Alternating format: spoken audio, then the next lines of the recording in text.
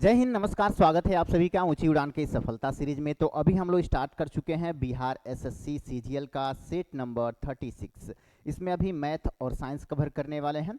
यदि आप लोगों को इसका पीडीएफ चाहिए या जो सेट ऑफलाइन कराया जाता है बिहार के अलग अलग जिलों में अलग अलग जगहों पे, तो उसका जो पीडीएफ होता है वो हमारा एक और टेलीग्राम चैनल है वहाँ पे मिलेगा, जिसका लिंक इस वीडियो के नीचे डिस्क्रिप्शन में दिया हुआ है। तो चलिए शुरू करते हैं हम लोग आज का टॉपिक साइंस और मैथ का। तो पहले साइंस देख लेते हैं। बेकिंग पाउडर का उपयोग किसमें नहीं होता है? तो बेकिंग पाउडर का उपयोग हालांकि किसमें नहीं होता है ये पूछ रहा है, तो केक बनाने में बेकिंग पाउडर का उपयोग होता है। केक बनाने में, हालांकि केक जो फूलता है, ठीक है, या नरम होता है, वो बेकिंग पाउडर के चलते ही होता है। ब्रेड बनाने में भी होता है, बिस्कुट बनाने में भी होता है, लेकिन प्लास्टर ऑफ पेरिस बनाने में बेकिंग पाउडर का प्रयोग नहीं होता है। ठीक है, प्लास्टर ऑफ पेरिस का सूत्र होता है CaSO4.12H2O, हाफ H2O, ये होता है प्लास्टर ऑफ पेरिस का सूत्र। इसमें बेकिंग पाउडर का उपयोग नहीं किया जाता है।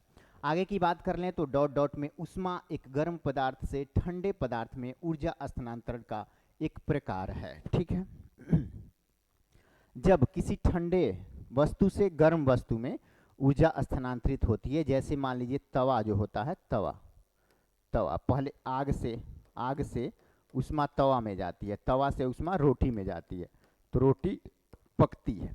वैसे ही पानी, अगर कुकर में हम लोग चावल या कुछ भी बना रहे हैं तो पहले आग जलाते हैं, आग का उष्मा जाता है कुकर में, कुकर से उष्मा जाता है पानी में, तो ये एक तरह से एक जगह से दूसरी जगह स्थानांतरित करता है। ठीक है, स्थानांतरित करता है।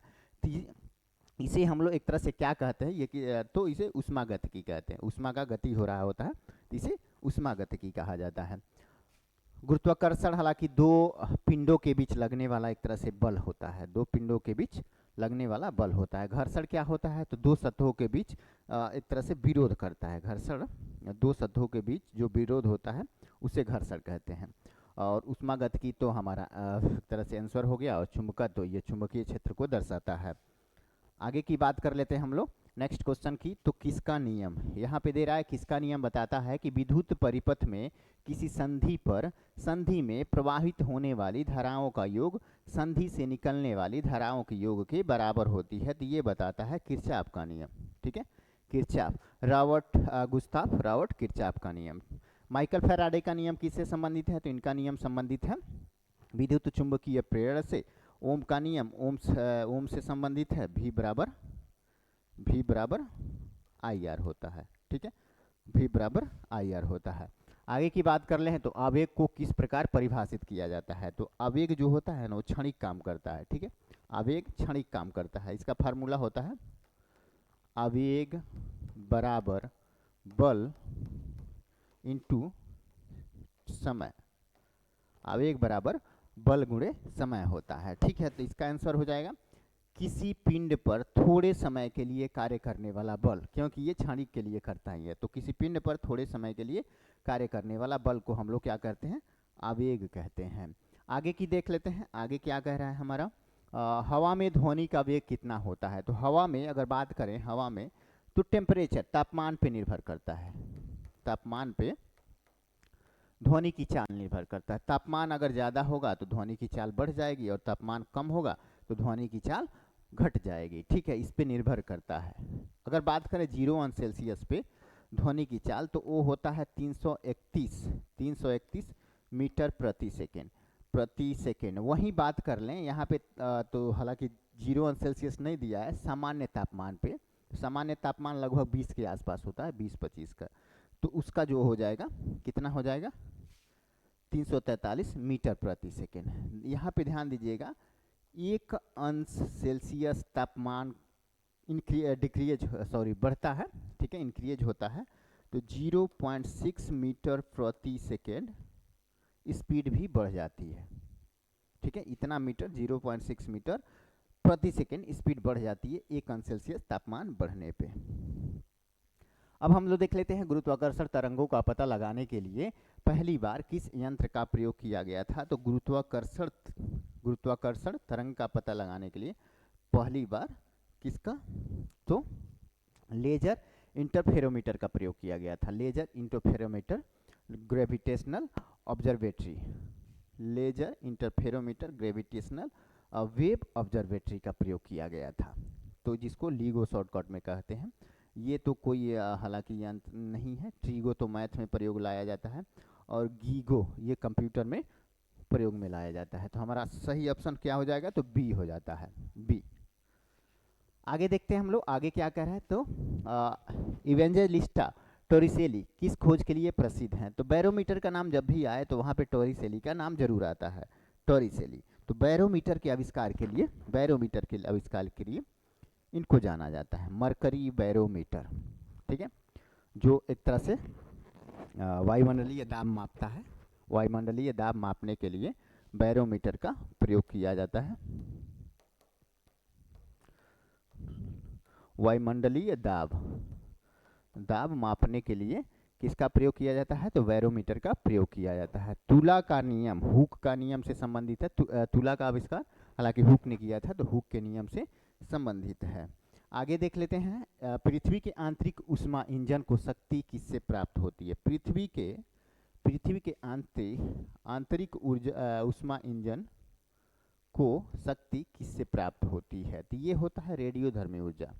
रेडियोधर्मी ऊर्जा जैसे यूरेनियम हो गया, रेडियम हो गया, प्लूटोनियम हो गया, थोरियम हो गया, ये सबसे ऊर्जा प्राप्त होती है। जैसे यहाँ पे देखिएगा ना कि ये कोई भी वाहन है तो वो ज़मीन पे चलता है तो सौर ऊर्जा से चल सकता है, पेट्रोल से चल सकता है, ये सब से चल सकता है।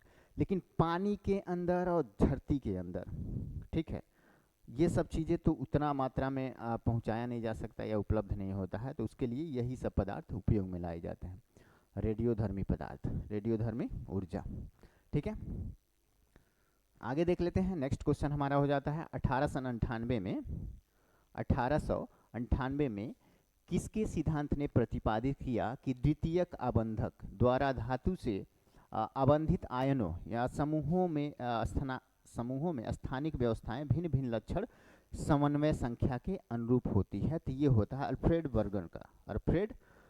बर्नर का नियम दर्शाता है। आगे देख लेते हैं, निम्नलिखित में से कौन सा कथन गलत है? यहाँ गलत चूज करना है, तो देख लेते हैं ऑप्शन को पहले।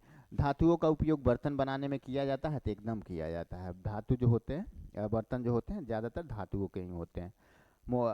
ऑटोमोबाइल के निर्माण में धातुओं का उपयोग किया जाता है, तो ऑटोमोबाइल में भी धातुओं का प्रयोग किया जाता है, ठीक है। श्वसन के दौरान जीवित प्राणी धातुओं को अंदर ग्रहण करते हैं, तो श्वसन के दौरान नहीं करते हैं।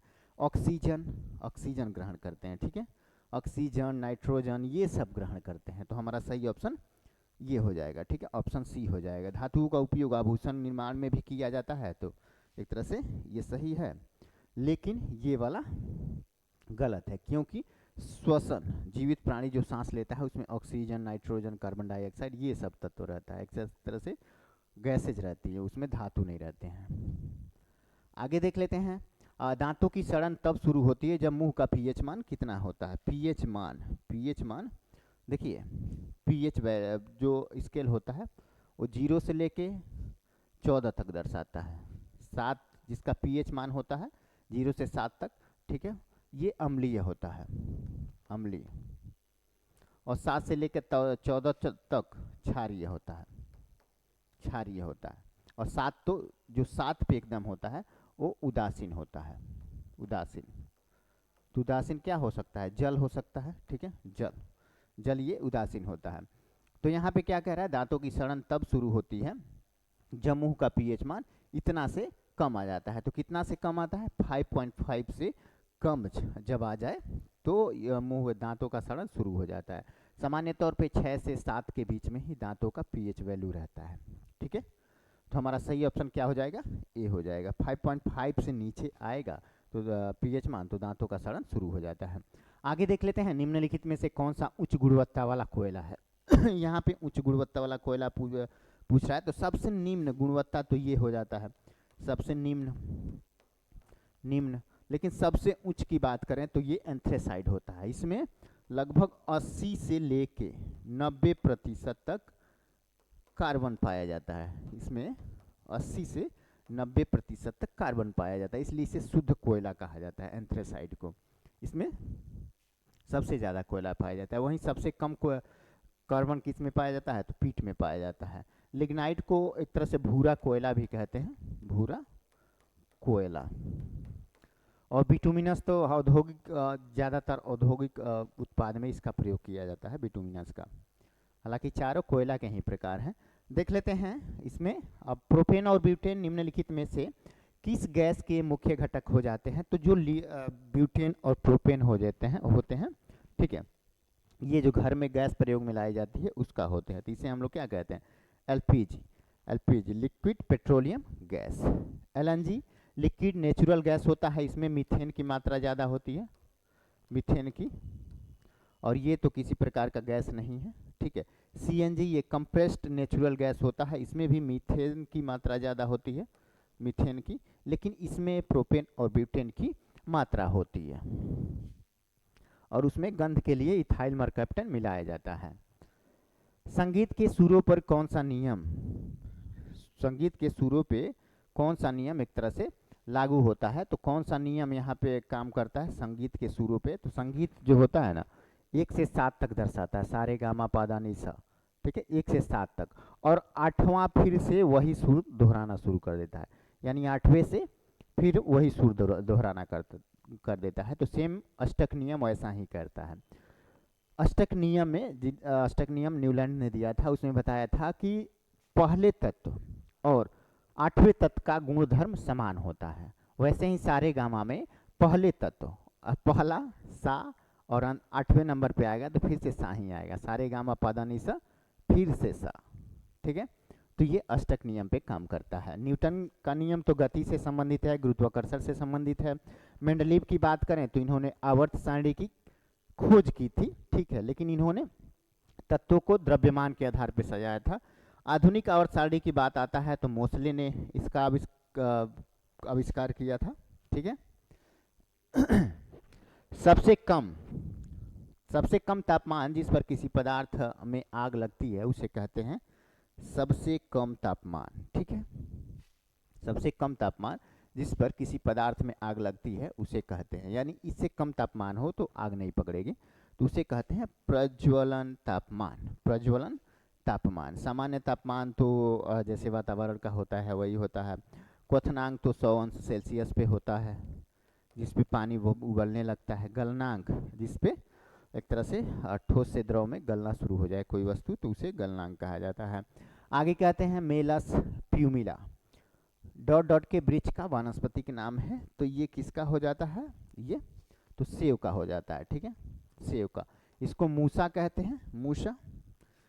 उसको कहते हैं साइट्रस करके संतरा का आता है, ठीक है। आगे देख लेते हैं निम्नलिखित में से कौन सा विटामिन अंडे में अनुपस्थित होता है? यहाँ पे उपस्थित नहीं अनुपस्थित दिया है, ध्यान रखिएगा, अनुपस्थित दिया है। तो जो विटामिन सी होती है वो खट्टे पदार्थों में खास करके पाया जाता है विटामिन सी। तो अंडा तो खट्टा नहीं होता है, ठीक है। जहाँ तक बात करें तो इसमें विटामिन सी नहीं पाया जाता है, विटामिन बी पाया जाता है, ए पाया जाता है और के पाया जाता है। आगे की बात कर लें हम लोग तो उस अवयव की पहचान करें, उस अवयव की पहचान करें जो प्रकाश संश्लेषण के लिए आवश्यक प्रकाश ऊर्जा को अवशोषित करने में मदद करता है, ठीक है। तो यहाँ पे कैरोटीनाइड, कैरोटीनाइड प्रकाश संश्लेषण में, ठीक है, प्रकाश की आवश्यकता पड़ती है और प्रकाश को ऑब्जर्व करने के लिए मुख्य जो तत्व होता है वो होता है क्लोरोफिल, लेकिन इसका सहयोगी जो होता है वो होता है कैरोटीनाइड। कैरोटीनाइड अगर यहाँ पे क्लोरोफिल रहता है तो कैरोटीनाइड नहीं होता सही, क्योंकि ये उप सहायक होता है, लेकिन मुख्य सहायक जो होता है वो होता है क्लोरोफिल, ध्यान रखिएगा। क्रिस्टी तो माइटोकॉन्ड्रिया की दीवारों पे हालांकि पाया जाता है। आगे देख लेते हैं मनुष्य में तपेदित कैसे फैलता है? तो मनुष्य में तपेदित जो फैलता है, तपेदित यानी टीबी, टीबी कैसे फैलता है? तो जाहिर सी बात है बोलने से, खांसने से, छींकने से ये सबसे फैलेगा, तो ये ऑप्शन बी हो जाता है। ड्रॉपलेट संक्रमण से, ड्रॉपलेट यानी बूंद संक्रमण से, जब हम छींकते हैं, खांसते हैं या बोलते हैं तो बूंद मुंहों में से जाता है, तो उससे एक तरह से इसका संक्रमण बढ़ जाता है। त्वचा से, त्वचा में प्रवेश से तो नहीं होता, प्रत्यक्ष स्पर्श से भी नहीं होता, मिट्टी के साथ संपर्क में आने से भी नहीं होता। आगे देख लेते हैं मनुष्यों में प्रजनन किस प्रकार के निषेचन के द्वारा होता है। तो मनुष्यों में प्रजनन जो होता है वो आंतरिक निषेचन होता है। महिला के शरीर के अंदर निषेचन होता है फेलोपियन ट्यूब में, ठीक है। फेलोपियन ट्यूब जो होता है ऐसे एक तरह से महिला का जो फेलोपियन ट्यूब होता है,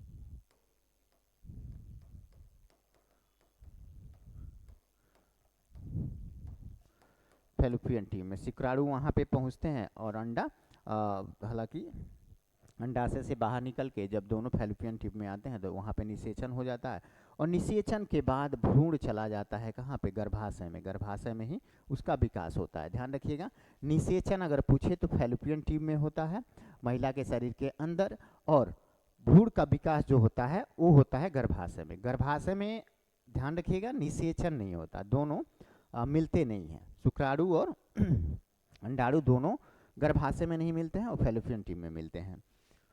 आगे देख लेते हैं हम लोग, बिना निषेचन के फल का विकास कहलाता है। तो बिना निषेचन का होगा तो जाहिर सी बात है अनिषेक फलन होगा, अनिषेचन क्रिया द्वारा होगा, ठीक है।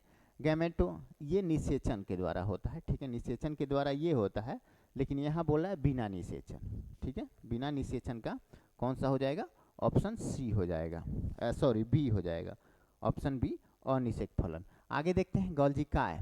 गॉल्जिकाय में परिपक्व भाग होता है। गॉल्जिकाय में परिपक्व भाग जो होता है वो अवतल होता है, अवतल होता है, ठीक है। आगे देख लेते हैं हम लोग रोडोस्पिन, जिसे दृष्टि नील लोहित भी कहते हैं। ये एक प्रकार की बीमारी है, हमारे शरीर में कहाँ पाया जाता है, तो यहाँ पे दृष्टि दिया हुआ है। इससे एक तरह से कलर भी आँखों की निर्धारित होती है, तो ये आँख में ही जाहिर सी बात है पाया जाएगा, क्योंकि यहाँ पे दृष्टि दिया है तो इसी से बच्चों को पता चल जाएगा कि ये आँख में पाया जाता है। आगे देख लेते हैं निम्नलिखित में से कौन सी रक्तवाहिकाएं दिल से गुर्दे में रक्त का संचार करती है, ठीक है। देख लेते हैं इसको। तो जो गुर्दे की नसी होते हैं ना, गुर्दे की नसें, तो ये गुर्दे से अशुद्ध रक्त को फेफड़े तक लेके जाती हैं। ये गुर्दे से फेफड़े की तरफ, एक तरह से दिल कह सकते हैं, दिल के बाद फेफड़े में रक्त जाता है। गुर्दे से दिल के तरफ रक्त जो जाता है अशुद्ध रक्त, वो ले जाने का कार्य करती है। लेकिन यहाँ दिल से गुर्दे में रक्त का संचार पूछ रहा है, दिल से गुर्दे में, तो ये गुर्दे की धमनी हो जाएगी। गुर्दे की धमनी जो किडनी होता है उसकी धमनी सही ऑप्शन हो जाएगा। हृदय धमनी, तो हृदय में जो रक्त का एक तरह से संचार करती हैं वो धमनियाँ होती हैं। बेनकावा, ये सबसे बड़ा एक तरह से नस कह सकते हैं शरीर का, जो मोटा सा रहता है, दिल से निकलता है, सबसे मोटा वाला नस जो होती है उसे कहते हैं बेनकावा।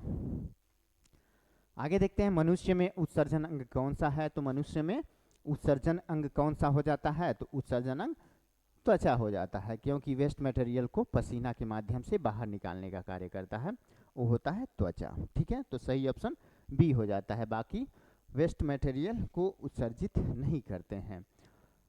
यहाँ पे देख लेते हैं मैथमेटिक्स, ठीक है। अब आ गया हमारा मैथमेटिक्स। मैथमेटिक्स देख लेते हैं हम लोग, कहीं कोई दिक्कत तो नहीं होगा, आई होप। अगर कोई भी आप लोग को किसी भी क्वेश्चन में डाउट होता है तो कमेंट बॉक्स में कमेंट जरूर करें, आपके कमेंट को लिया जाता है यहाँ पे और उस पर बढ़िया से एनालिसिस भी किया जाता है। अगर कोई भी क्वेश्चन डाउट है आपका, चाहे मैथ हो, साइंस हो, कोई भी सब्जेक्ट हो, तो उसका कमेंट कर सकते हैं, ठीक है। तो यहाँ पे देख लेते हैं क्या कह रहा है कि इतना इतना इतना में कौन बड़ा है, कौन बड़ा है। तो यहाँ पे बड़ा पता करना है। तो बड़ा पता करने के लिए हम लोग इसमें क्या करेंगे ना, जिस पे जितना पावर रखा हुआ है सबका एलसीएम कर लेते हैं। एलसीएम जैसे इस पे 3 है, ठीक है, 3, तो 3, इस पे 1 है तो इस पे नहीं 2 हो जाता है, ठीक है, 2 हो जाता है, ये 2 हो जाता है, तो ये 2 हो गया।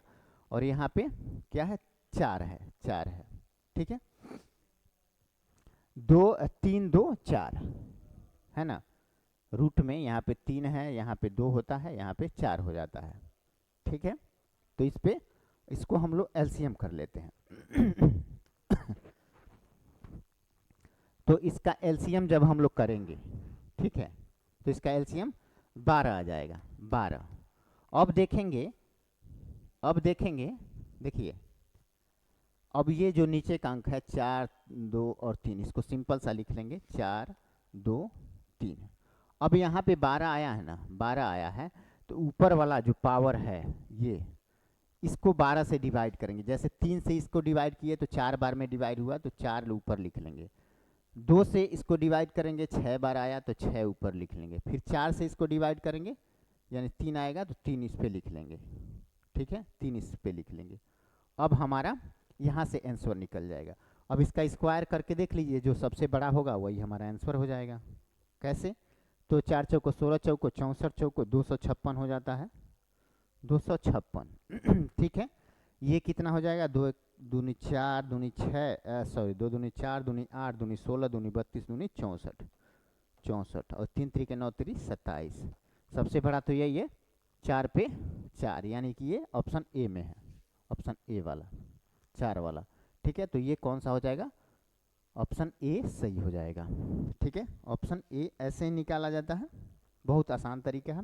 आगे देख लेते हैं। मान लीजिए आर वह सबसे बड़ी संख्या है जिसे इतना इतना और इतना से भाग देने पर समान शेषफल बचता है, तो आर और 45 का एलसीएम ज्ञात करना है। ठीक है, देखिए यहाँ पे जो पूछ रहा है ना, बहुत आसान है। मान लीजिए आर वह सबसे बड़ी संख्या है, तो आर निकालना है। तो आर निकालने के लिए हम सबसे पहले इनका अंतर देखेंगे सब में, काहे कि यहाँ पे समान शेषफल दिया हुआ है, समान शेषफल। तो तीनों में से तीनों का डिफरेंट देखेंगे। पहले 71 में से 41 घटाते हैं, कितना बचेगा? 30 आएगा। फिर 91 में से 41 घटाते हैं तो कितना आएगा? 50 आएगा। और फिर 91 में से 71 घटा देंगे तो कितना आएगा? 20 आएगा। यही आ रहा है। अब तीनों का एलसीएम देख लेंगे।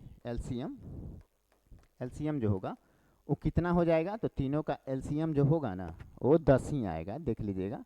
ठीक है, सॉरी एचसीएफ, एलसीएम नहीं, एचसीएफ तीनों का 10 ही आएगा। तो वो संख्या हमारा 10 हो गया। वह आर बराबर हमारा निकल के आ जाएगा 10, आर बराबर 10।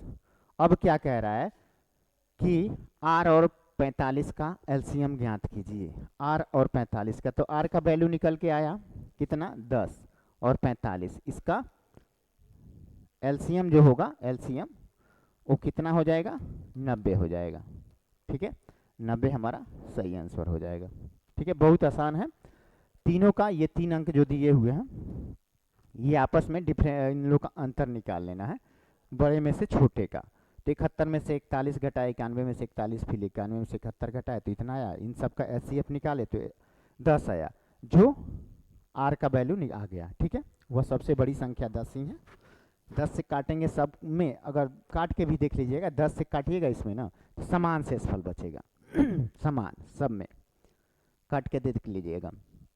तो आर का वैल्यू 10 आ गया, आर और 45 का एलसीएम, इतना हमारा आंसर आ गया। आगे देख लेते हैं। नेक्स्ट क्वेश्चन हमारा, इतना इतना इतना का मान ज्ञात करना है। ठीक है, इतना इतना का मान ज्ञात करना है। देखिए ये रूट में है, ये रूट में, ये रूट में, और फिर अंत बड़ा वाला रूट में सब है। ठीक है, तो ये रूट में है, तो अगर रूट यहाँ से हटाएंगे तो 4, 4 चौको 16, 16 है, तो रूट हटाएंगे तो 4 आ गया। 21 में 4 जोड़ दिए तो यहाँ पे 25 हो गया, रूट 25 आ गया। ठीक है, बहुत आसान है ये, तो पेन भी उठाने की जरूरत नहीं पड़ेगी। और 25 का अगर रूट हटाएंगे तो इसका वर्गमूल कितना हो जाएगा? 5 हो जाएगा। और 5 41 में से यहाँ माइनस है तो घटा देंगे, तो 41 में से 5 घटाएंगे तो रूट 36 आ जाएगा, आएगा ना। तो 36 का रूट 36 का 6 होता है। अब देखिए 6 71 में जोड़ना है, तो 71 में 6 जोड़ेंगे तो यानी रूट 81 आ गया, यही आएगा ना, रूट 81। और रूट को हटाएंगे यानी वर्गमूल करेंगे तो 9 हमारा निकल के आएगा, और 9 ही हमारा आंसर हो जाएगा। ओके, 9 ही हमारा आंसर हो जाएगा। बहुत आसान है।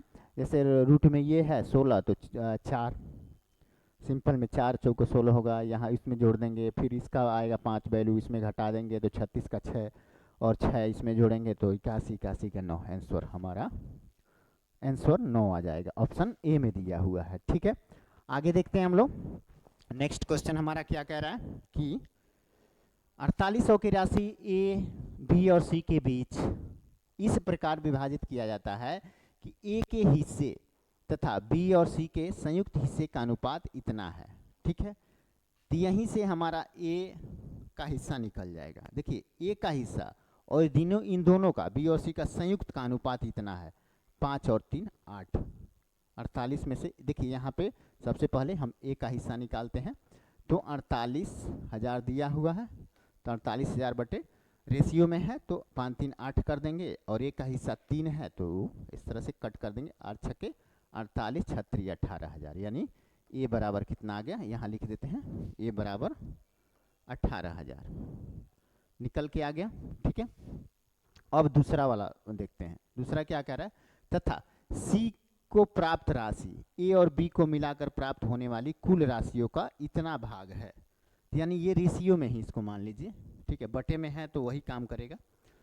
तो अब 4800 यहाँ पे सी दिया है ना, सी को प्राप्त राशि ए और बी को मिलाकर प्राप्त होने वाली कुल राशि का इतना 5/7 भाग है। तो 48 सी को निकाल लेते हैं, 48,000 टोटल राशियां हैं, इसमें दोनों का योग 7 5 12 हो जाएगा, और सी का केवल 5 दिया है, उसका 5वां हिस्सा, तो 12 चौको 48 और 4 5 20, यानी सी का निकल के आ गया 20,000। सी का हिस्सा 20,000, ए का हिस्सा 18,000, दोनों का मिलके हो गया 20 18 कितना, तो 38,000। ठीक है, 38,000 और टोटल है 48,000, यानी बी का हिस्सा कितना आ गया, 10,000 बी का हिस्सा आ गया।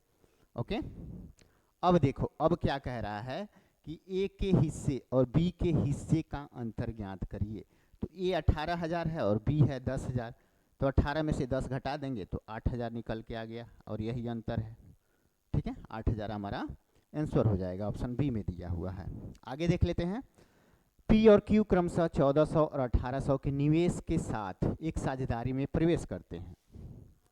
ठीक है, एक साझेदारी में प्रवेश करते हैं।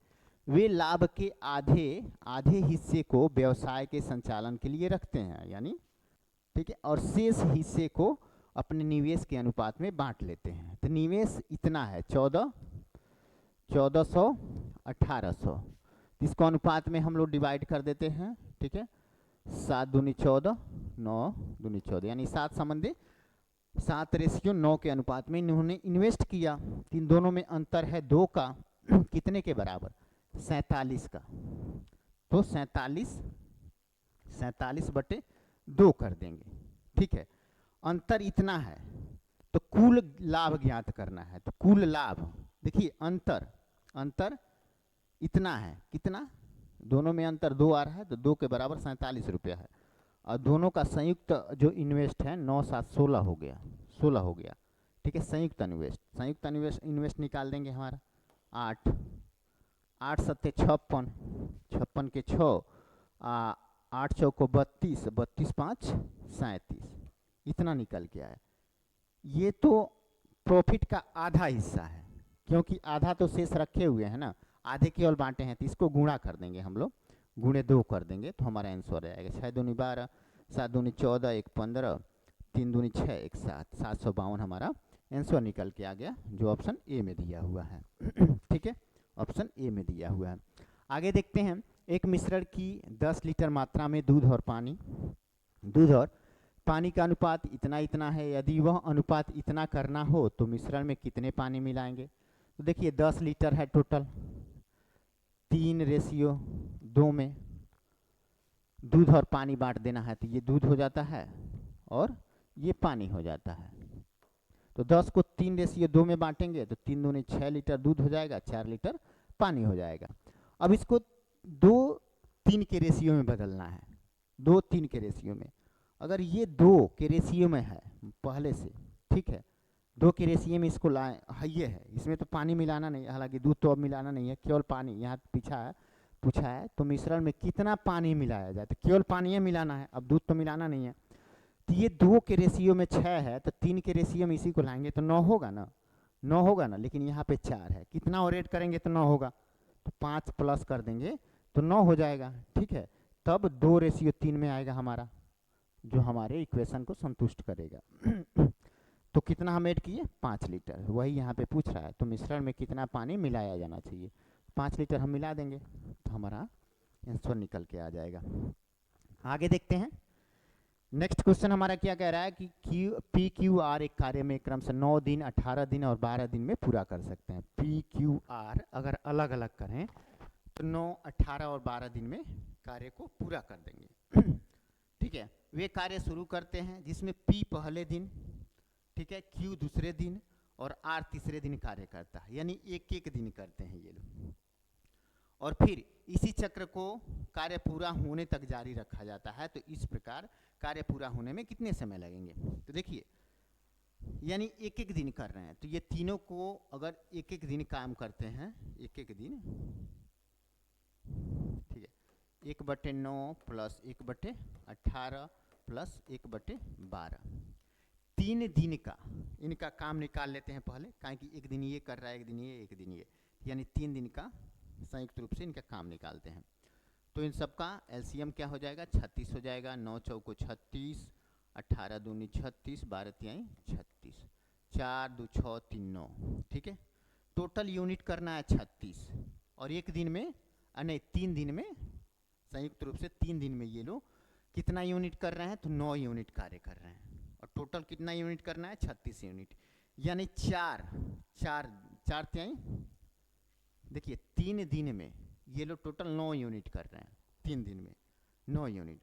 तो 36 यूनिट बनाने के लिए टोटल 36 यूनिट करना है, तो 9 चौको 4 से गुणा करेंगे, तो इसमें भी तो 4 से गुणा कर देंगे, तो हमारा आंसर यही आएगा, 4 3 12, यानी 9 चौको 36 यूनिट टोटल करना है कितने दिन में, 12 दिन में। तो 12 हमारा आंसर निकल के आ जाएगा, ऑप्शन डी सही हो जाएगा। आगे देख लेते हैं, आगे क्या कह रहा है हमारा क्वेश्चन।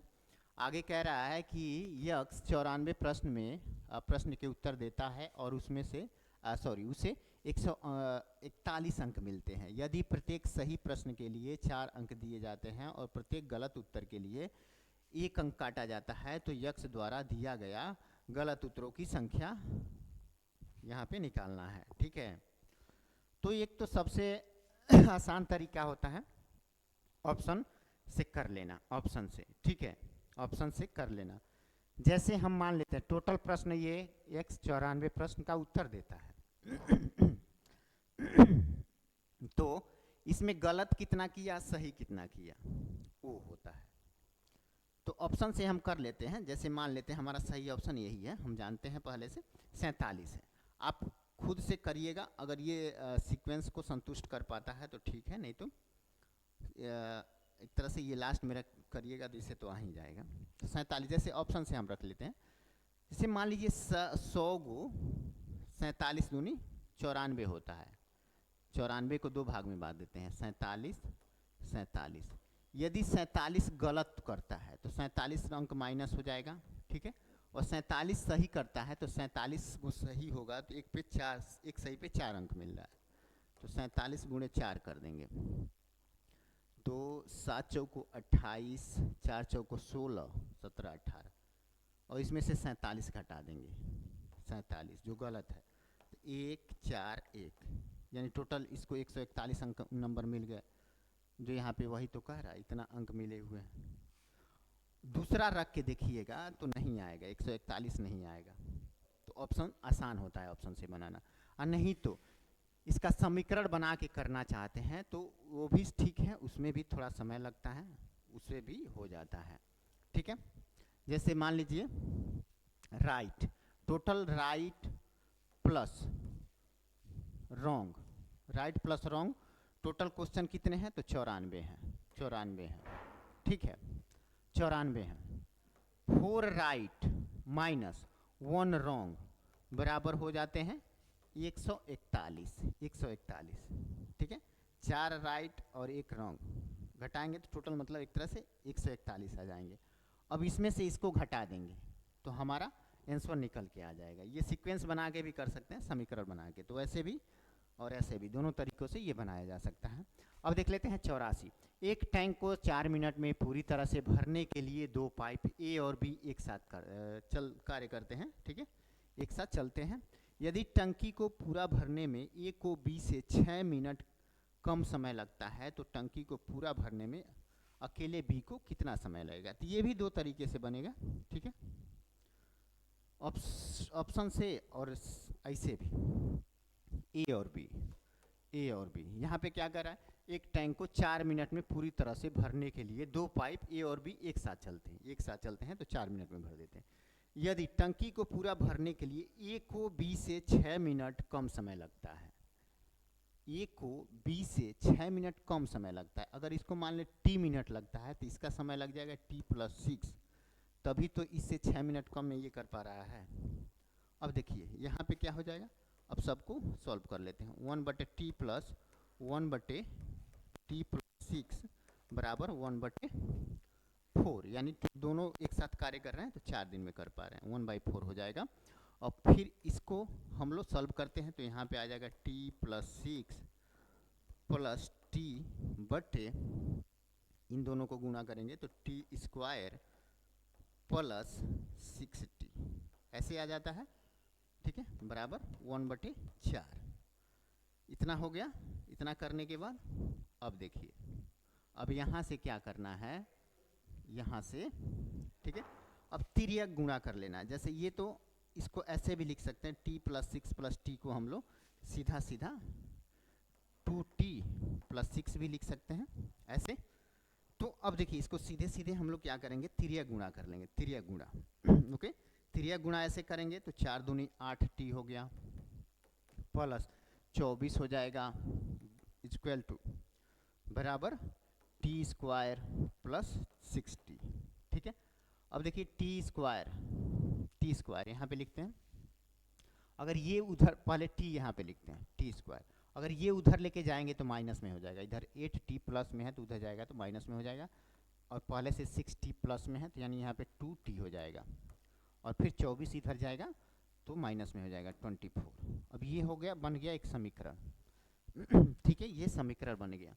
अब इसको हम लोग सॉल्व करेंगे तो t का वैल्यू 2 निकल के आएगा, जैसे 12, यहाँ पे t² माइनस है तो 2 निकल के आएगा और 12 निकल के आएगा, ठीक है, 12 नहीं 6 निकल के आएगा, ठीक है, 6 और 12, ठीक है। सॉरी, कर ही लेते हैं, 1 मिनट, ठीक है, कर लेते हैं इसको। t²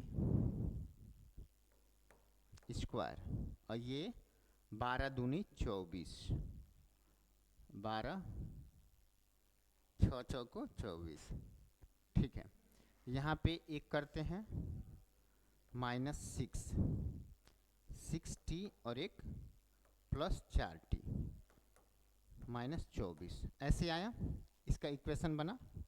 जैसे हमको क्या करना रहता है, इसको ऐसे दो भागों में तोड़िए जिसका गुणज ये आए और योग करने पे ये आए, तो -6 और +4 को योग करेंगे तो -2 आ जाएगा, दोनों को गुणा करेंगे तो -24 आ जाएगा, ऐसे इसको तोड़ना रहता है। तो हम तोड़ लिए, तो यहाँ पे t कॉमन ले लिए, t कॉमन लिए ना, तो यहाँ पे हो जाएगा t-6, और यहाँ पे -2 कॉमन ले लेंगे, सॉरी प्लस ही 2 कॉमन, 4 लेंगे, +4 कॉमन लेंगे तो कितना हो जाएगा t-6, ठीक है। तो t का वैल्यू 2 निकल के आया, -4 और एक 6, तो माइनस वाला तो हमारा आंसर होगा नहीं, 6 हमारा आंसर हो जाएगा, यानी t का वैल्यू कितना आया 6। अगर t यहाँ पे क्या माने थे, a बराबर माने थे t और b बराबर माने थे t+6, यही माने थे शुरू में। तो यहाँ क्या पूछ रहा है, b अकेले b कितने दिनों में करेगा, तो 6 और जोड़ देंगे, t+6 यानी 12 दिनों में करेगा, तो 12 हमारा आंसर हो जाएगा। वहीं पूछता a कितने दिनों में करेगा, तो एक आया हुआ है 6। एक कार 45 किलोमीटर प्रति आवर की चाल से चल रहा है, एक कार 45 किलोमीटर प्रति घंटे की चाल से किसी दूरी को 9 घंटे में तय करता है। यदि उसके चाल को 9 किलोमीटर प्रति आवर से कम कर दिया जाए तो उसी दूरी को तय करने में कितना समय लगेगा, ठीक है। तो ये तो आसान होता है, फार्मूले पे ही इसको सेट कर लेते हैं हम लोग। समय बराबर दूरी बटे चाल, ठीक है।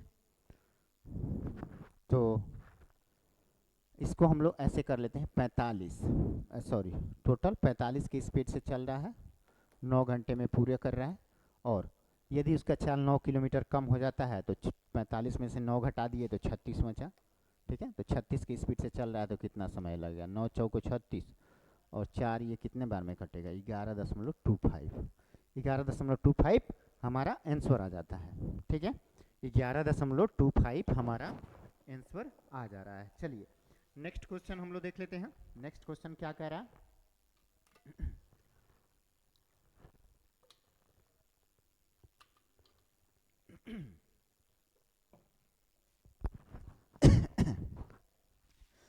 नेक्स्ट क्वेश्चन हमारा कह रहा है,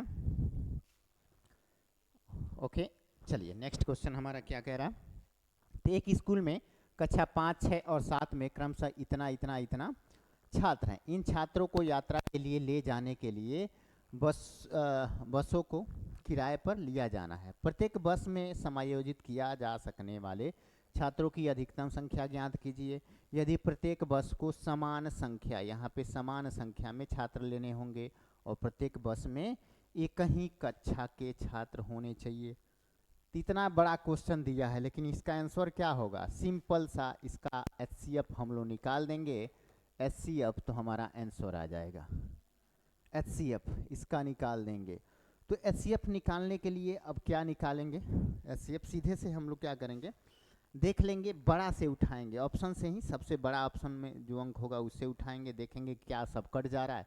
तो 50 से तो ये कटेगा नहीं, क्योंकि या तो लास्ट में 50 या 100 होना चाहिए, तो 60 है, 20 है, 80 है, तो ये तो कटेगा नहीं, तो ये नहीं होता। 40 से 40 हमारा सही ऑप्शन हो जाएगा, क्योंकि इससे सब कट जाएगा, ये भी कट जाएगा, 4 9 36, 13 चौको 52 और 4 7 28, ये कट जाएगा, तो 40 हमारा HCF हो जाता है आंसर। ठीक है, HCF इसका 40 ही आएगा। निकाल के देखिए, दो तरीके से सॉल्व होगा, या तो ऑप्शन से कर लीजिए या HCF निकाल के कर लीजिए, तो 40 हमारा आंसर आ जाता है। अब ये कर लेते हैं हम लोग, ये कर लेते हैं। ठीक है, क्या दिया, 6 + 6 × 6, तो 6 6 के 36। देखिए बदमाश नियम पे इसको सॉल्व करते हैं, बदमाश जो नियम होता है उसी पे। का को पहले काटिए, ता पीछे 2 भाग, गुणा करो, धन जोड़ दो, ऋण को दियो घटाए। ठीक है, तो यहाँ पे दोनों को गुणा करेंगे, 6 6 के 36 6 42। यहाँ पे क्या आता है, 3 3 के 9 5 14। फिर यहाँ पे भागा दिया हुआ देखिए अगर ऑफ देना तो सबसे पहले इसको सॉल्व किया जाता है, तो 2 दूनी 4 हो गया, यानी 1/2, 1/2 भागा दिया हो और 1/4। तो इसको सिंपल क्या करते हैं हम लोग, 1/2 गुणे में बदलते हैं, गुणे में बदलेंगे तो ये पलट जाएगा, अंक सीधे पलट जाएगा, यानी कि 4/1 हो जाएगा, तो 1 लिखने की ज़रूरत नहीं, यानी कि यहाँ पे हमारा हो जाएगा 2 दूनी 4, यानी कि यहाँ पे 2 आएगा और नीचे ये सॉल्व कर लेते हैं, सेम यही प्रोसेस अपनाएंगे।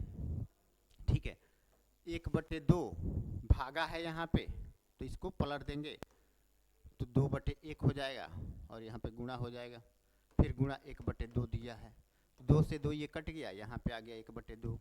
ठीक है, अब 2/1/2 ये जाएगा तो 4 हो जाएगा, ये नीचे वाला ऊपर चला जाता है 4, तो यहाँ पे सिंपल सा हम लोग क्या लिख लेंगे, 4।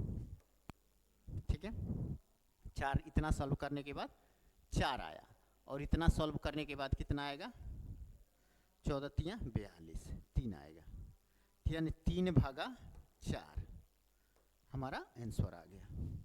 14 × ये 42 होता है ना, 14 × 42, तो वही हो जाएगा 3/4 हमारा किस में है आंसर, तो ऑप्शन डी में दिया हुआ है।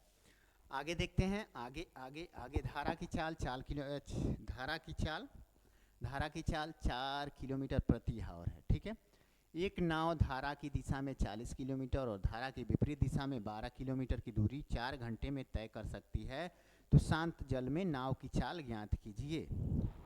शांत जल में नाव की चाल, तो नाव की चाल तो हमें पता नहीं है, तो शांत जल में नाव की चाल हम क्या मानते हैं, तो x मान लेते हैं। ठीक है, और धारा की चाल तो दिया हुआ है, धारा की चाल कितना दिया है, 4 किलोमीटर प्रति आवर, यह दिया है 4 किलोमीटर प्रति आवर। तो देखिए धारा की दिशा में, धारा की दिशा में चलता है, यानी धारा की दिशा में 40 किलोमीटर चलता है, तो इसे कैसे सॉल्व करेंगे? 40 बटे x प्लस 4 कर देंगे। धारा की दिशा में चल रहा है तो प्लस हो जाएगा, प्लस यहाँ पे, और धारा की विपरीत दिशा में कितना? 12 किलोमीटर। 12 किलोमीटर तो यहाँ पे विपरीत दिशा में जा रहा है तो x माइनस 4 हो जाएगा। टोटल समय 4 घंटे लग रहा है आने जाने दोनों में। अब इसको सॉल्व कीजिएगा तो इक्वेशन बना के तो आंसर आ जाएगा आपका। और नहीं तो सिंपल सा तरीका है, सिंपल सा, यहाँ पे 4 दिया हुआ है धारा की चाल, नाव की चाल कोई ऑप्शन, क्योंकि नाव की चाल ही पूछा है तो कोई ऑप्शन एगो उठाएंगे, एक एक ऑप्शन, ठीक है, और x पे रख के चेक कर लेंगे। तो सबसे पहले हम आंसर ही उठा लेते हैं, इसका आंसर 12 होगा, तो जैसे 40 दिया हुआ है तो यहाँ पे 40, अब 12 4 16, ये कितने बार में कटेगा? 16 दूनी 32, 8 16 25 80, 2.5 घंटा। और यहाँ पे कितना 12 में से 4 घटा देते हैं तो बचेगा 8, यानी 12 बटे 8 करेंगे तो ये 1.5 घंटा 1.5, तो 2.5 प्लस 1.5 ये कितना हो जाता है? ये 4 घंटा हो जाता है ना, जो 4 हमारा दिया हुआ है, तो यही हमारा आंसर हो जाएगा। ठीक है, शांत जल में नाव की चाल, हमारा आंसर निकल के आ गया। ये ऑप्शन से एकदम आसान हो जाता है। अब यहाँ से ये सॉल्व कीजिएगा ना, तो पहले तो जोड़ना होगा, उसके बाद इसका समीकरण बनाना होगा, फिर सॉल्व करना होगा। ठीक है, x का वैल्यू आएगा, तो वैसे भी बन सकता है, ऐसे भी बन सकता है, दोनों तरीके से बन सकता है। थोड़ा समय, टाइम मैनेजमेंट बहुत ज़रूरी होता है, तो ऐसे ऐसे क्वेश्चनों में अगर ऑप्शन से आंसर आ जाता है तो ऑप्शन से ही कर लीजिए। आगे देख लेते हैं नेक्स्ट क्वेश्चन हमारा 89 नंबर। एक परीक्षा में ए द्वारा प्राप्त अंक बी द्वारा प्राप्त अंकों से 20% अधिक है और सी, अब ए बी सी का इक्वेशन बनाना है, ए बी सी। यहाँ पे क्या कह रहा है? एक परीक्षा में ए द्वारा प्राप्त अंक बी द्वारा प्राप्त अंकों से 20% अधिक है, तो मान लेते हैं 100 अंक पाया तो ये 120 पाएगा, क्योंकि 20% इसका अधिक है। और फिर क्या कह रहा है कि और सी ने ए और बी द्वारा प्राप्त कुल अंकों का 85% प्राप्त किया, तो सी कितना प्राप्त करता है? तो दोनों के योग का 85, तो दोनों का योग कितना हो जाता है? 220, इसका 85% हम लोग निकालते हैं। ठीक है, 220 का 85% हम लोग निकालेंगे। 1 0 से 1 0 कटी, 17 5 85 या 5 दूनी 10 और ये 11, 11 7 77, 11 हमें 11 और 11 7 18। ठीक है, 187 इसका निकल के आ गया। अब देखिए, अब यहाँ क्या कह रहा है? ए द्वारा प्राप्त अंक सी द्वारा प्राप्त अंकों से कितने प्रतिशत कम है, तो सी द्वारा प्राप्त अंकों से ये कितना प्रतिशत कम है ये निकालना है। तो पहले यहाँ देखेंगे 187 सी का है, 120 ए का है, तो इसमें से इसको घटा देंगे 120 को, तो 187 में से 120 घटाएंगे तो हमारा आएगा 67। ठीक है, अब यहाँ पे सी द्वारा प्राप्त अंकों से कितने प्रतिशत दिया है, तो सी का नीचे लिख लेंगे कितना है 187। अब इसको परसेंटेज में चेंज कर देंगे, हमारा आंसर आ जाएगा कितना, तो 35.8। कट करने के बाद 35.8 आ जाएगा, जो ऑप्शन ए में दिया हुआ है। ठीक है, आगे देखते हैं। एक वस्तु का अंकित मूल्य 100 है, एक वस्तु का अंकित मूल्य 100 है, इस वस्तु को 25% की छूट पर बेचने से 25% का लाभ प्राप्त होता है। यदि इसे अंकित मूल्य से 20 रुपये कम में बेचा जाए तो इस पर प्राप्त प्रतिशत हानि लाभ ज्ञात करना है। ठीक है, देखते हैं। एक वस्तु का अंकित मूल्य कितना है? मार्क प्राइस 100 रुपया है, वस्तु पर 25% छूट देने के बाद ही 25% लाभ होता है। अब देखिए 25% छूट दिए, यानी इसे 75 रुपये में बेचे, 75 रुपये, तभी हमको 25% लाभ हुआ। तो सीपी कास्ट प्राइस इसका निकालने के लिए 75 में बेचे, हमको कितना लाभ हुआ? 25%, 125 कर देंगे तो ये हमारा कास्ट प्राइस आ जाएगा, यानी क्रय मूल्य। तो 5 बार में, 4 बार में, 5 25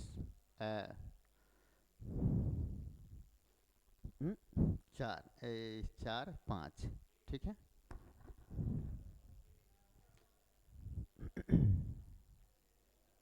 15, 15 बार में ये कटेगा, ठीक है। 15 15 क्योंकि 5 15 पचे 75 होता है, 15 चौको 60, यानी क्रय मूल्य हमारा आ गया, सीपी कितना निकल के आया, 60 आया।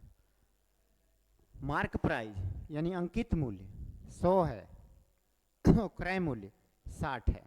अब क्या कर रहा है, अंकित मूल्य से 20 कम है, अंकित मूल्य 100 है, ठीक है। हम लोग क्या निकाल लिए, अंकित मूल्य 100 है, हम लोग जान गए हैं कि कास्ट प्राइस यानी क्रय मूल्य 60 है।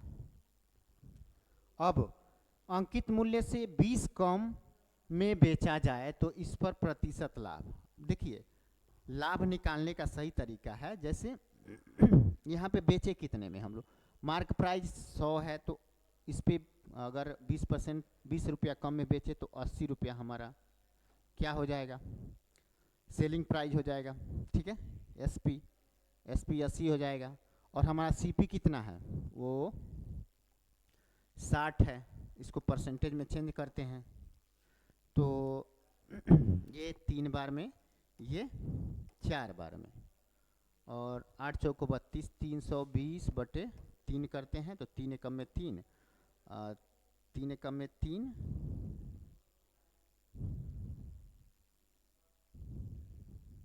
0 कितना हो जाएगा, 3 छके 18, और 3 छके 18, यहाँ पे क्या हो रहा है 133 लगभग, नहीं 3 छके 18 आ रहा है ना, यहाँ पे हम लोग कुछ मिस्टेक कर रहे हैं, 320 बटे कितना हो गया 3, 3 एकम में 3, 3 छके 18, 3 छके 18, 6 इतना आ रहा है। तो हमारा प्रॉफिट तो इतना नहीं आएगा, हमें यहाँ सीधे सिंपल में देख लेते हैं। प्रॉफिट हमारा जैसे कास्ट प्राइस 60 है, प्रॉफिट आ रहा है 20, गुणे 100 कर देंगे, यहाँ पे 100 कर देंगे, तो ये 3 बार में, ये 5 बार में, तो 100 बटे 3 निकल के आए, ये हमारा प्रॉफिट हो गया, ठीक है। वहाँ पे 100 प्लस प्रॉफिट जोड़ रहे थे हम लोग, तो उस तरह आ रहा था। तो ये कितनी बार में, 33.33 हो जाएगा हमारा लाभ, ऑप्शन डी में दिया हुआ है, ऑप्शन डी में, ठीक है, ऑप्शन डी में। वैसे भी कट करिएगा तो वहाँ ही जाएगा, जो आपका 166% आएगा, तो 200 में से इसको घटाना रहता है, तो ये हमारा डी ऑप्शन आ जाएगा। वह सबसे छोटी संख्या ज्ञात कीजिए जिसे 6300 को गुणा करने पर यह एक पूर्ण वर्ग बन जाए। इसको अभाज्य संख्याओं में डिवाइड करेंगे, वो तरीका है, नहीं तो सिंपल यहाँ से देख लीजिए। इसको हम लोग 2 भागों में तोड़ते हैं, 2 भागों में, 63 गुणे 100, ठीक है, 6300 हो गया। अब देखिए 100 तो वर्ग बन जाता है 10 का, ये वर्ग नहीं बनेगा, इसको हम लोग 9 7 63 में तोड़ देते हैं, तो ये वर्ग बन जाएगा 3 का, लेकिन ये किसी का वर्ग नहीं बनेगा। तो जब ये वर्ग बन जा रहा है, ये वर्ग बन जा रहा है, तो बस इसी का वर्ग बनाना है ना, तो 7 में एक और 7 से गुणा कर देंगे तो वर्ग बन जाएगा, है ना। जैसे ये 3 3 के 9, और ये 10 10 में 100, ये हो गया, तो ये 7 गुणे 7 वो भी वर्ग हो जाएगा, तो हमारा 7 आंसर आ जाएगा। बस 7 से गुणा करना है, 7 से गुणा करना है। आगे देखते हैं, एक दुकानदार ग्राहकों के लिए दो योजनाएं अर्थात यो तो 30 और 20 की क्रमित छूटे या 2 खरीदने पे एक मुक्त पाए लाया है, ठीक है। इन दोनों योजनाओं में दी जाने वाली कुल वास्तविक प्रतिशत छूटों में घनात्मक अंतर कितना होगा, घनात्मक अंतर कितना होगा। तो देखिए पहले तो ये 2 छूट अगर देता है, तो जैसे मान लीजिए 2 छूट लगातार क्रमिक छूट देता है, तो कितना % छूट होगा, 30 प्लस 20, ये एक फार्मूला पे, पहले फार्मूला देख लीजिए, फार्मूला होता है A plus B minus A B बटे 100, इस पे निकाल लेते हैं। तो ए 30 प्लस 20 ये हो गया, माइनस 30 गुणे 20 बटे 100, 2 जीरो से 2 जीरो, 3 दूनी 6, यानी 50 में से 6, 50 माइनस 6 करेंगे तो 44। 44% एक तरह से छूट मिलता है। एक तरफ 44% छूट मिलता है और यहाँ पे 2 खरीदने पे 1 मुफ्त पाए, तो ऐसे ही पता चल जा रहा है यहाँ पे 33.33 छूट मिल रहा है। सिंपल में पता चल जा रहा है ना, यानी टोटल 3 वस्तु पे 1 वस्तु छूट मिल रहा है। इसको परसेंटेज में चेंज करेंगे तो यही ना आएगा 33.33। अब दोनों में अंतर पूछ यहाँ दिया हुआ है, ठीक है। वास्तविक प्रतिशत, छोटों में घनात्मक अंतर, तो घनात्मक अंतर कितना है, तो लगभग कितना हो जाएगा 10.44 में से इतना घटाएंगे तो 10.66 हमारा आंसर आ जाएगा, जो ऑप्शन डी में दिया हुआ है। ऑप्शन डी में दिया हुआ है। आगे देखते हैं, ये ऐड करना है। ये सिंपल, ये मैथ बहुत सिंपल होता है, देखने में लंबा चौड़ा होता है लेकिन होता बहुत आसान है। देखिए इसमें क्या करना है ना, सिंपल है। अब इसको 1 गुणा करेंगे तो 1/2 होगा ना, 1/2, 2 एकम में 2 हो गया तो 1/2।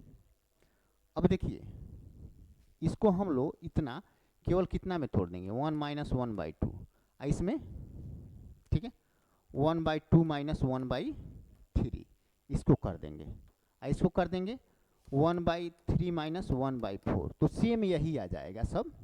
जैसे इसको 1 - 1/2 लिखे तो 1/2 आ जाएगा, इसमें से ये घटाए तो ये 1/6 आ जाएगा और ये 1/12 आ जाएगा।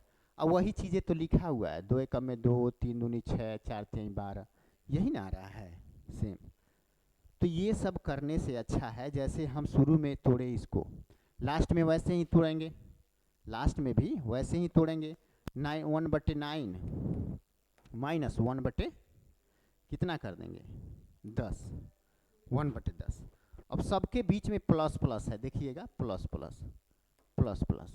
अब एक चीज़ ध्यान दीजिएगा यहाँ पे, ये -1/2 से +1/2 खत्म, -1/3 से +1/3 खत्म, -1/4 से आगे भी +1/4 आएगा खत्म, यानी सब कटते जा रहा है। बस बच क्या रहा है 1 माइनस और लास्ट वाला अंक 1, माइनस तो खैर खत्म हो गया, यहाँ पे नहीं, यहाँ का माइनस नहीं रहेगा, ठीक है।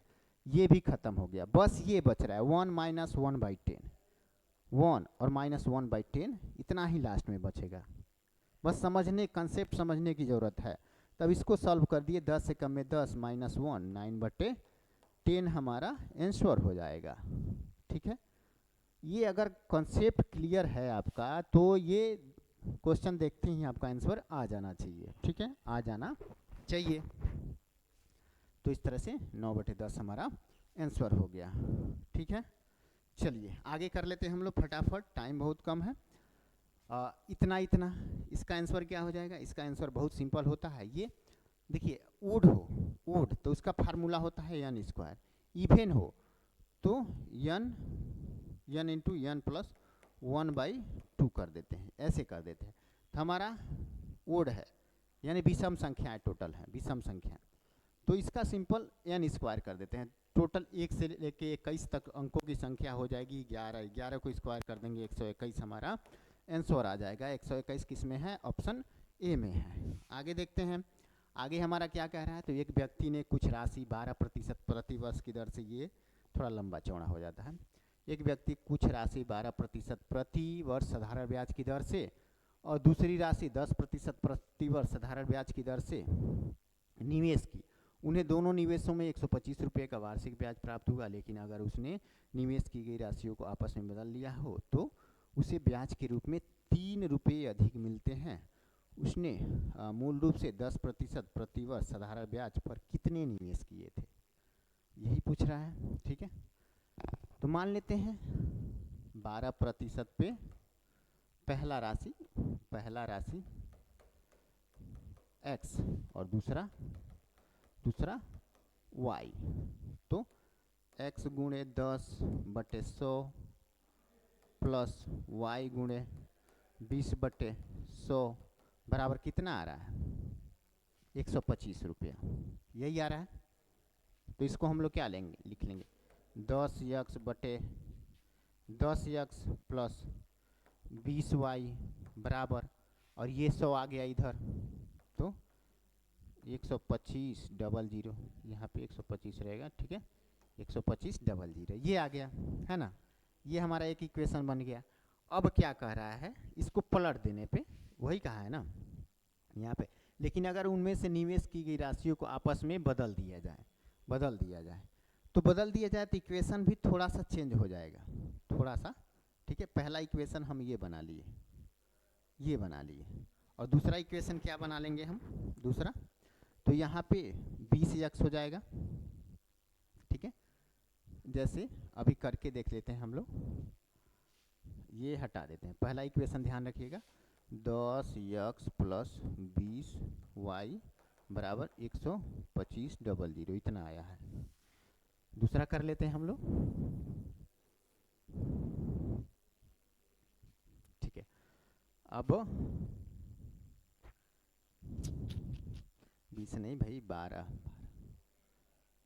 पहला 12 है, यहाँ पे हम लोग कुछ गलती कर दी है।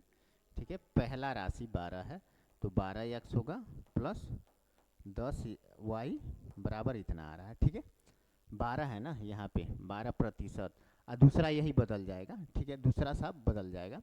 दूसरा देख लेते हैं, 10x बटे 100 प्लस 12y बटे 100 बराबर कितना, 3 बढ़ जा रहा है, 128 हो जाएगा, 128। अब इसको देखिए, 10x प्लस 12y बराबर 128 पे ये नीचे वाला डबल जीरो लेके जाएंगे तो इतना हो जाएगा। ये हमारा दूसरा सीक्वेंस हो गया। तो हम इसको लिख सकते हैं 10x प्लस 12y बराबर 12800 है ना। अब देखिए, अब हमको यहाँ पे गुणा करेंगे। देखिए, कुछ ऐसे अंक से गुणा करना है ताकि कोई एक कॉमन हो जाए, कोई एक। तो हम इसको 6 से गुणा कर देते हैं, इस सीक्वेंस को 6 से गुणा कर देंगे, इसको 5 से गुणा कर देंगे, हो गया।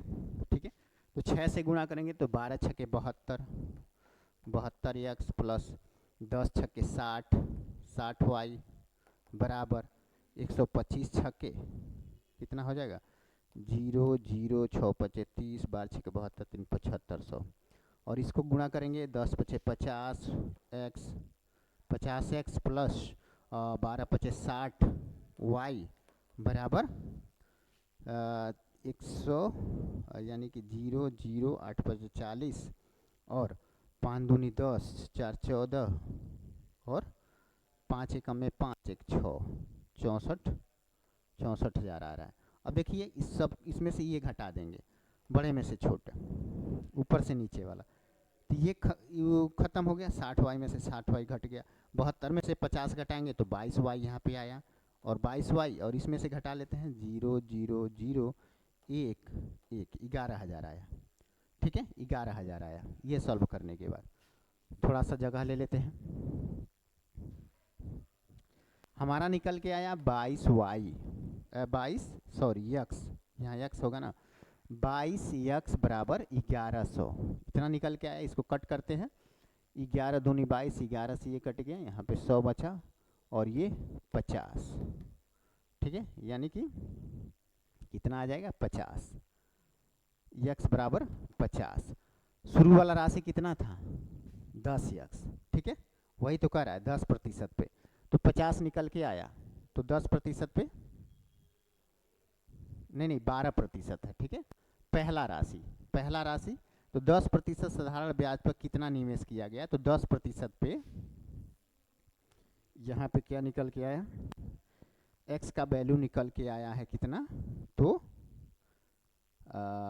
650, जैसे 650 यह निकल के आया है।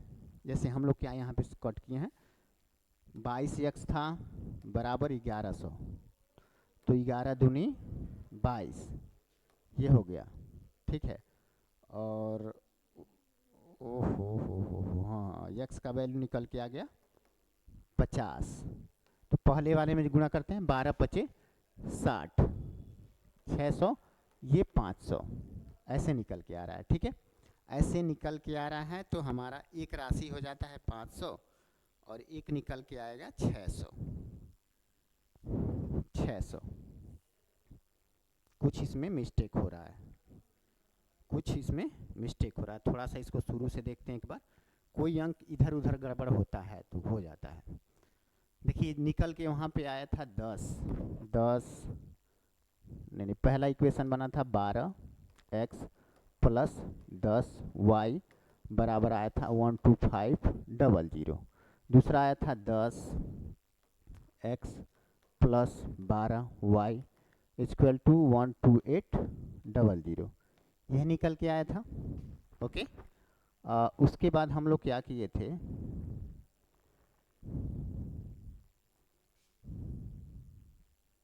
प्रति वर्ष 10% पे कितना निवेश किया, यह निकल के आ रहा है। ठीक है, अब इसको हम लोग 6 से गुणा किए, इसको हम लोग 5 से गुणा किए, तो 12 छक्के 72, 72x और 10 छक्के 60, 60 आया, 60y और 125 छक्के 75, 175,000 निकल के आ गया। और यहाँ पे 16 बचे 10 बचे 50x प्लस 10 छक्के 12 पचे 60y बराबर 0 0 0, 8 पचे 40 हो गया, 5 दूनी 10 4 14 और 6400 यहाँ पे निकल के आ रहा है। अब इसको कट कर दिए, इसको घटा दिए, 22x बराबर यहाँ पे 11,000 निकल के आ गया, 0 0 0 1 1। ठीक है, 11 दूनी 22 और 11 से ये 1000 में, और x का वैल्यू 50 निकल के आया, x का वैल्यू 50 निकल के आया, 50 x का वैल्यू निकल के आ रहा है। ओहो, हम 11,000 की जगह पे 1100 कर रहे हैं। ठीक है, 1100 कर रहे हैं, तो इसीलिए हमारा यहाँ पे कुछ मिस्टेक हो जा रहा था। ठीक है, अब देखिए यहाँ पे 11,000 था, हम 1100 कर रहे हैं, 22x यानी कि यहाँ पे क्या आ जाएगा, 11 दूनी 22। ठीक है, यहाँ 2 आ गया, और यहाँ पे x का वैल्यू निकल के आ गया 500, x का वैल्यू निकल के आ गया 500। ठीक है, 500। तो यहाँ पे किसका पूछा है, 10% पे, 10% पे, 10% पे अगर x का वैल्यू निकल के आया, यानी ये तो 12। ठीक है, x का वैल्यू हम लोग पहले वाले को माने थे 12 वाले को, और दूसरा पे 10 लिए थे हम लोग, तो हालांकि दूसरा वाला तो निकल के आ गया, x का वैल्यू 500 आया। ठीक है, अब यहाँ पे एक और चीज़ रखना होगा, यहाँ पे x कोई भी x एक वाला x उठा लीजिए, जैसे यहाँ पे एक सीक्वेंस में रख दीजिए इसको, x का वैल्यू यहाँ पे एक सीक्वेंस में रख देना है। ओके ओके ओके, ठीक है, तो 12 पचे 6, 12,000 गुणे x का वैल्यू यहाँ पे 500 रखते हैं, प्लस 10y बराबर 12500। यही थोड़ा सा में हमसे मिस्टेक हो रहा था, 12 पचे 60, 6,000 प्लस 10y बराबर 12500 हो जा रहा है, 00 ये इधर लेके जाएंगे 6,000, तो ये कितना हो जाएगा 6,500, यानी 10y